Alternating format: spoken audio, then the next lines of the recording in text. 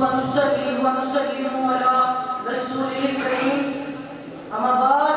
فأعوذ بالله من الشيطان الرجيم بسم الله الرحمن الرحیم۔ نہایت ہی عزت کے لائق منصف کی مسند پر فائز جج صاحبان، میرے عظیم اساتذہ کرام اور حاضرین گرامی قدر، السلام علیکم ورحمۃ اللہ وبرکاتہ۔ آج میں اپنی گفتگو کا آغاز مفکر پاکستان ڈاکٹر علامہ محمد اقبال رحمۃ اللہ علیہ کے اس پیغام سے کرنا چاہتا ہوں۔ تھے دو آبا وہ تمہارے ہی مگر تم کیا ہو، تھے دو آبا وہ تمہارے ہی مگر تم کیا ہو، ہاتھ پہ ہاتھ درے منتظر فردا ہو۔ جناب صدر، دور کی بات نہیں، ہماری صفوں میں راضی و غزالی کے ذہن، جیلانی و بصری کے تقوی، ابو حنیفہ و باقر کی بصیر میں، خواجہ غریب نواز اور امام ربانی کی تبدیلی حکمتیں، حسین و رضا کا عشق، قرطبی و ادریسی کی نکتہ سہنیاں، بخاری و مسلم کے احتیاطیں، بہلول و منصور کے جذبے، رومی و جامی کے نعرے، سیوطی و سمرقندی کی قلمکاریاں، سب کچھ ہمارے پاس تھا۔ جناب صدر، سلطنت اسلامیہ کے نظریاتی اور جہادی مورچوں میں بیٹھنے والے مستقی سپاہی دنیا میں ہونے والی افرت تابوت کی چار بازیاں اور افرت کو بھی ہم اچھی طرح جانتے تھے،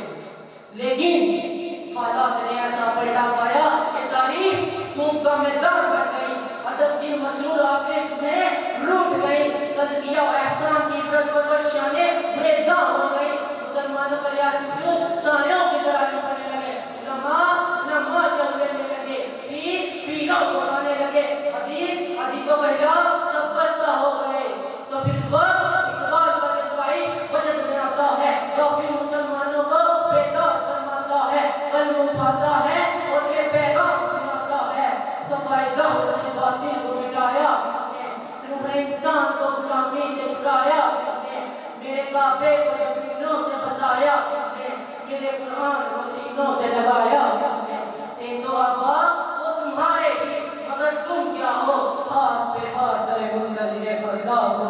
جناب صدر،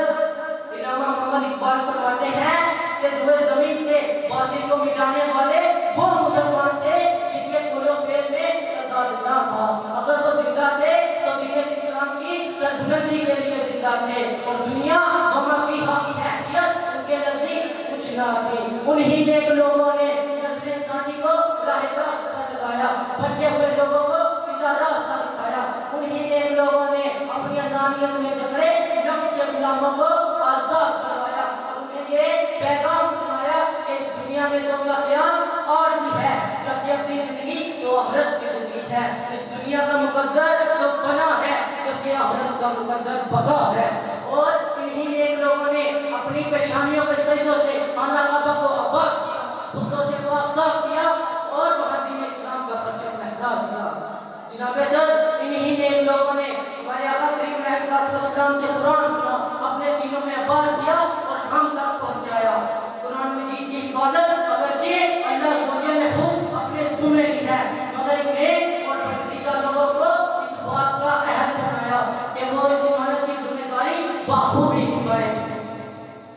یاد کرو اپنے اسلاف کو، صلاح الدین ایوبی کو، محمد بن قاسم کو، ٹیپو سلطان کو،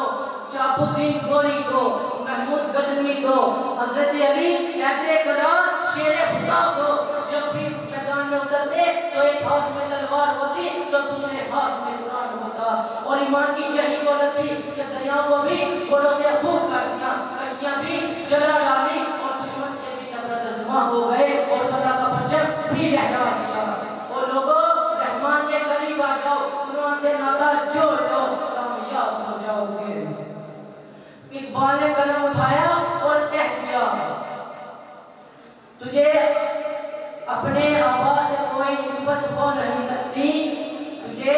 آبا سے اپنے کوئی نسبت ہو نہیں سکتی، کہ تو گفتار ہو کردار ہو ثابت ہو سیارہ، کہ تو گفتار ہو کردار ہو ثابت ہو سیارہ، گواہ دی ہم نے جو اسلاف سے معراج پائی تھی، گواہ دی ہم نے جو اسلاف سے معراج پائی تھی، سریا سے زمین پر آسمان